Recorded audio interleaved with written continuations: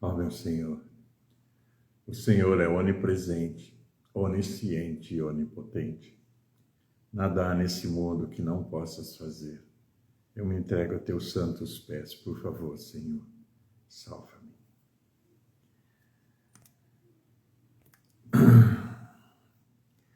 Olá a todos.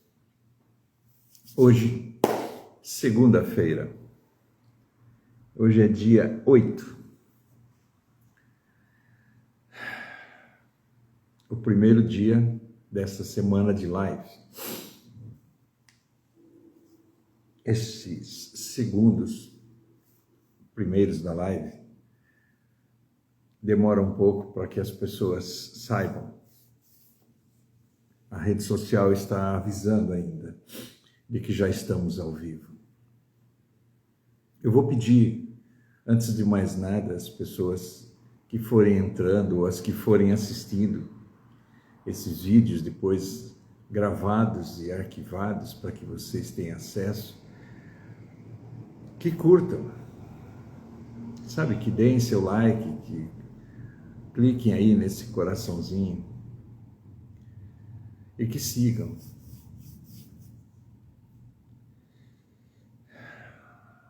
Enquanto isso, a gente vai se preparando para uma mensagem muito profunda que é a nossa vida. A gente não tem ideia, nós não temos ideia de toda a beleza que é esse mundo, que é esse universo. Porque o prisma, a perspectiva que olhamos esse universo, foi a perspectiva que aprendemos. Isso significa que, se aprendemos a ter a perspectiva que usamos, quanto mais podemos abrir, ampliar e melhorar essa perspectiva. Foi isso que eu queria, foi isso que eu fiz, era isso que eu queria. Quando eu tinha lá meus 10, 11, 12 anos de idade, eu ficava me perguntando por que as coisas eram como eram, por que o mundo era como era. Eu tinha algumas decepções enquanto criança com relação à família. Minha família se separou muito cedo. E eu sofri as consequências, né? Não eu sozinho, minhas irmãs. Eu sou o único homem entre 4 filhos da minha mãe e do meu pai.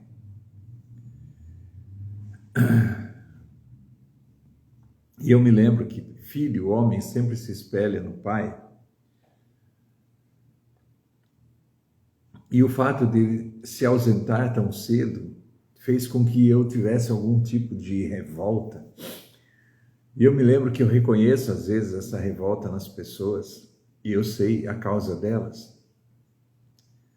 E essa experiência interna de abandono, essa experiência interna de o que eu estou fazendo aqui, né? Por que eu fui largado aqui? Muitas vezes se torna a perspectiva da maioria das pessoas com relação ao Criador. Cada vez que você ouve a palavra assim, você foi criado, existe um Deus, existe um conflito interno. E esse conflito é o não entendimento das formas, o não entendimento de como que a vida se manifesta, como que a vida acontece. Imaginem só, você ouve algum dia na tua vida assim, Deus é perfeito. E quando você ouve Deus é perfeito, e você ouve que Deus cuida de tudo, que Deus é o Criador, que Deus é o mantenedor, ou seja, Ele mantém todas as coisas como são. Você olha e fala, mas peraí. E as guerras?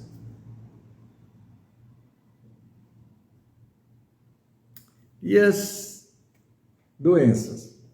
E as dores? E o sofrimento? E então, baseado nisso, muita gente vem trazendo um monte de desculpas.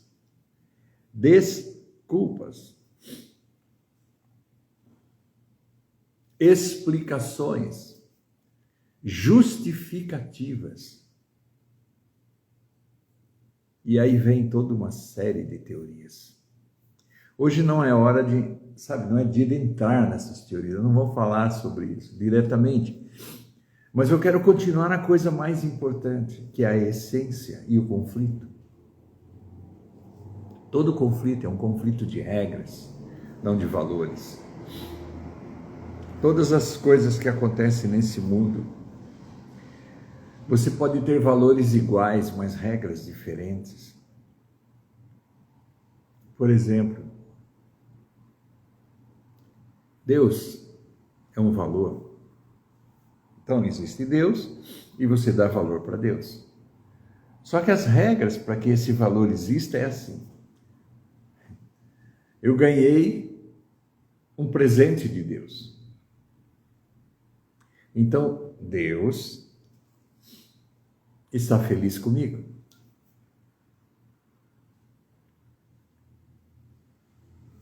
Deus me tirou algo. Deus está triste comigo. A pessoa perdeu algo. Deus está triste com ela. A pessoa ganhou algo. Deus está bem com ela. Deus é o doador, consequentemente, se ele dá, não é ele que tira. Mas peraí. Quem que tira? Quem tira é o demônio. Gente, eu não vou entrar em crenças, tá?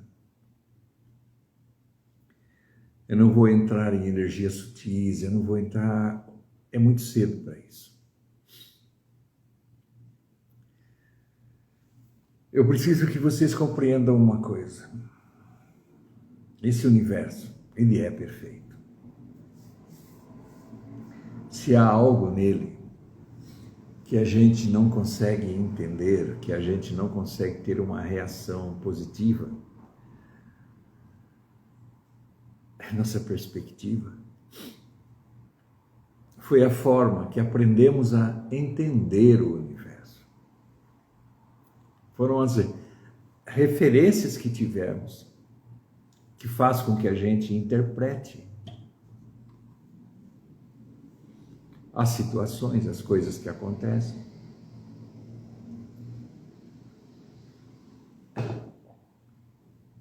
Vou dar um exemplo.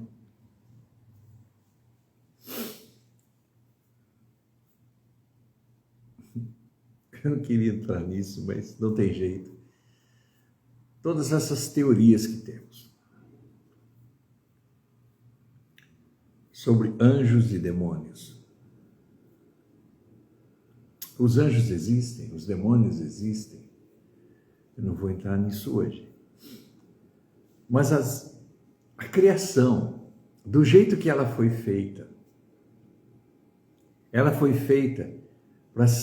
para se entender como mito, como metáfora, como lenda. Tem um quadro aqui atrás que eu pintei esse quadro. E nele estão retratados anjos e demônios. E para muita gente, para muito romancista, para muita gente, existe uma realidade nas lendas. E quando eu pinto essas lendas, para mim é um misto. Porque as coisas do jeito que foram feitas como uma grande aventura. Entende? Elas não foram feitas assim. Deus criou e o demônio destrói. Porque não existe Deus e demônio na luz. Deus e demônio é uma metáfora para explicar as coisas que acontecem no nível físico. Existem milhares e milhares e milhares de níveis, de criações, de coisas, criaturas.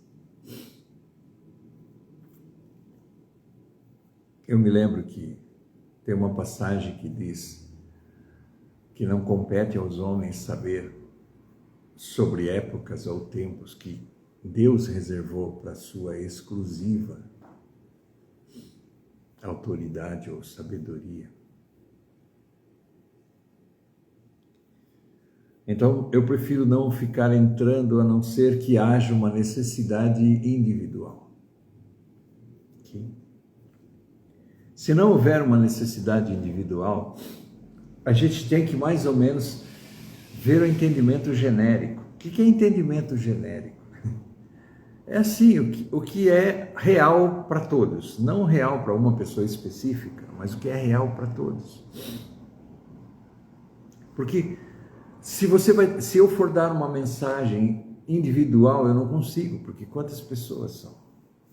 Mas eu posso dar uma mensagem que todo mundo pode aproveitar, que serve para todo mundo, porque cada um de nós reage a esse mundo com um padrão. Cada um de nós temos uma identidade, e as identidades humanas, elas são padrões de estrutura, padrões de comportamento. É a mesma coisa que dizer, não importa onde você encontre uma pessoa, não importa que raça seja essa pessoa, em que país ela mora, em que canto desse universo ela mora, elas são iguais. Elas se regozijam pela mesma coisa. Elas se entusiasmam pelas mesmas coisas. Elas sofrem pelas mesmas coisas. Ou seja, o ser humano é um padrão. Se você encontra um ser humano aqui, encontra outro ser humano em qualquer outro lugar, são repetições. E é sobre essas repetições que eu prefiro falar nas lives. Talvez daqui a um tempo eu comece a fazer umas lives onde eu inclua pessoas dentro das lives. E na hora que eu incluí-las dentro das lives, elas vão estar aí e vão poder fazer perguntas. Mas ainda não é hora. Porque eu prefiro que vocês comecem a me conhecer. Eu prefiro que vocês comecem a se sentir tranquilos comigo. Para que vocês tenham liberdade. Eu não vou dizer coragem, tá? Vocês tenham liberdade. Vocês não tenham nenhuma barreira para me perguntar algo. E enquanto isso, nós vamos construindo essa experiência de me conhecer, ok? Por isso é que às vezes eu repito algumas coisas, porque umas pessoas verão umas lives e não verão as outras. Então, se elas não verão todas as minhas lives, não dá para montar uma sequência, entende isso? Cada live eu tenho que entregar algo e cada live eu preciso simplesmente fazer com que você comece a se sentir bem comigo. Comece a entender que o que eu quero de você é o seu bem. Que o que eu quero de você é que compreenda um pouco sobre uma perspectiva que eu aprendi há muito tempo. E essa perspectiva me faz ter uma vida bem melhor. E é falando sobre isso que vocês vão vendo se eu posso ou não ser usado por você como uma referência para incluir na tua identidade, na estrutura da tua identidade, um pouco do que eu estou te passando.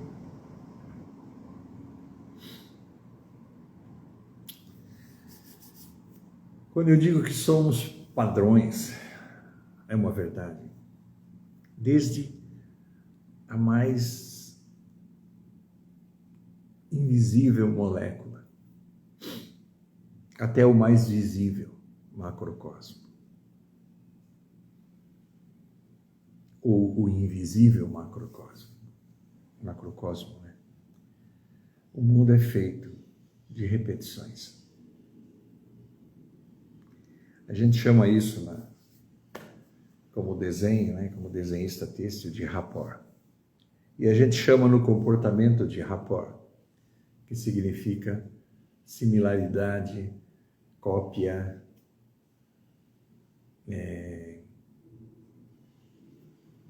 que você vai simplesmente reproduzir em você mesmo, copiar em você mesmo aquele comportamento que você está vendo. Não o comportamento em si, mas o que está causando aquele comportamento, aquele estado, para que você possa usar esse estado e essa perspectiva para trazer o comportamento, para trazer aquela reação que você quer ter, que você quer ser. Se você quer se comportar como um iluminado, um santo, uma daquelas pessoas que você respeita nos livros, nas escrituras que você lê, você precisa ver o que é que ele experimenta. Qual é a experiência dessa pessoa? E você tem que ir atrás da experiência. Muita gente pensa assim, eu vou atrás do comportamento. Aí a pessoa faz assim. Vem uma pessoa e ela tem um gesto de compaixão para uma pessoa que você não daria essa compaixão para ela. Ela tem um gesto de perdão para uma pessoa que você não perdoaria. E aí você pega e escreve isso num poema lindo que você cria depois. Eu não perdoaria essa pessoa, mas eu conheci uma pessoa que sim.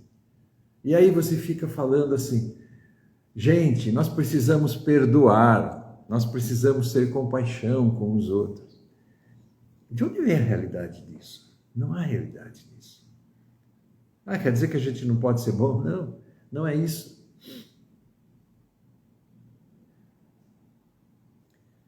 Não é simplesmente olhar as pessoas e elas dizem pra gente, eu me comporto assim. Entenda isso, gente. Eu me comporto assim. E você chega e fala assim, ok, eu vou modelar essa pessoa. Eu vou me comportar assim também. Como se o comportamento fosse a essência, a causa, entende? Comportamento não é a causa. Comportamento é o efeito, é a consequência. O comportamento é coerente com a causa.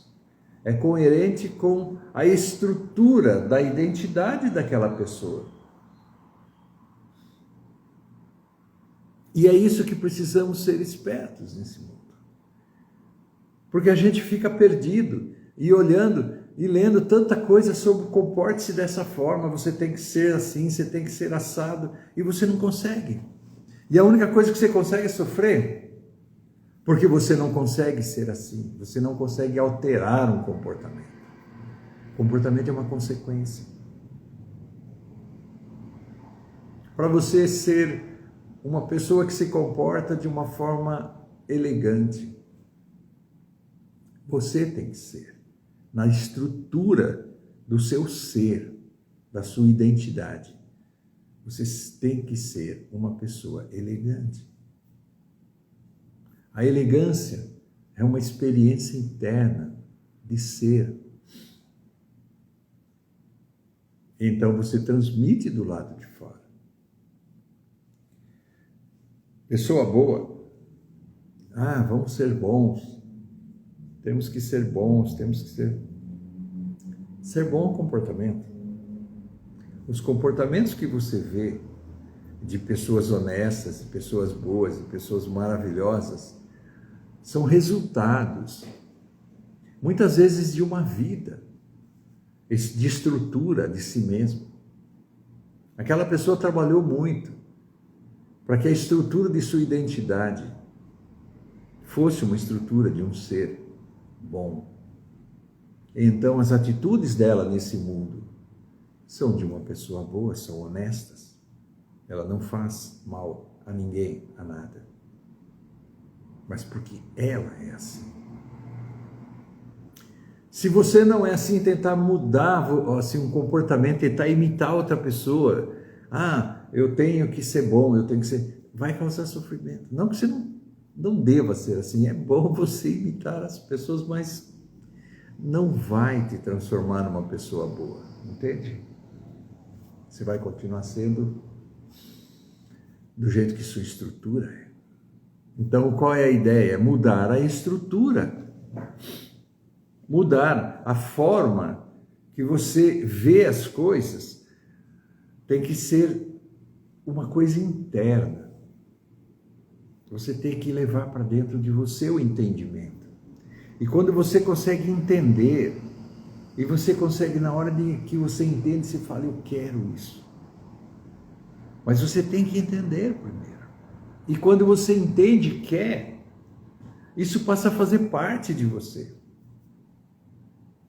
E o comportamento é uma consequência natural, é congruência. É a lei da congruência.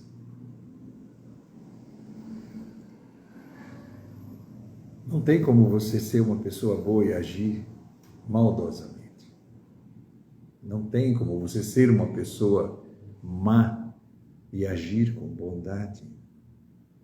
Porque não há coerência nisso.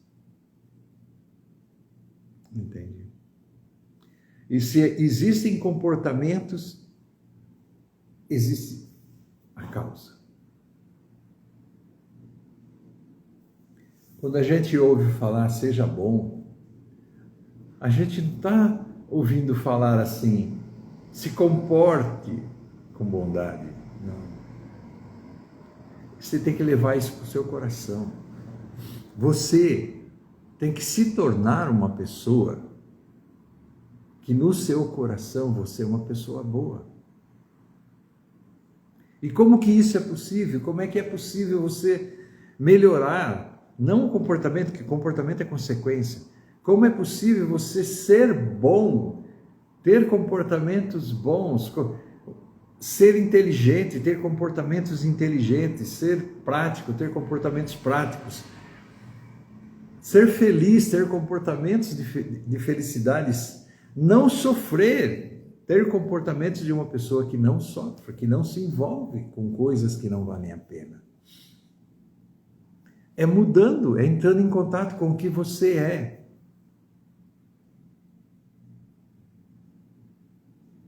Imagina, coisa simples que eu sempre falo. Existe o corpo, que é o plano físico. Existe a identidade, as energias, que é o plano mental. E existe a luz, a alma, que é Deus, que é o plano espiritual. O plano mental não é o espiritual. O plano da luz não é mental.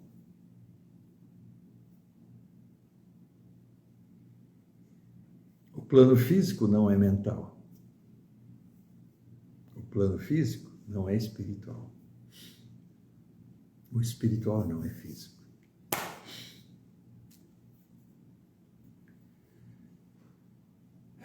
Por que existe essa divisão? Plano físico, consequência. Plano mental, atividade, ação.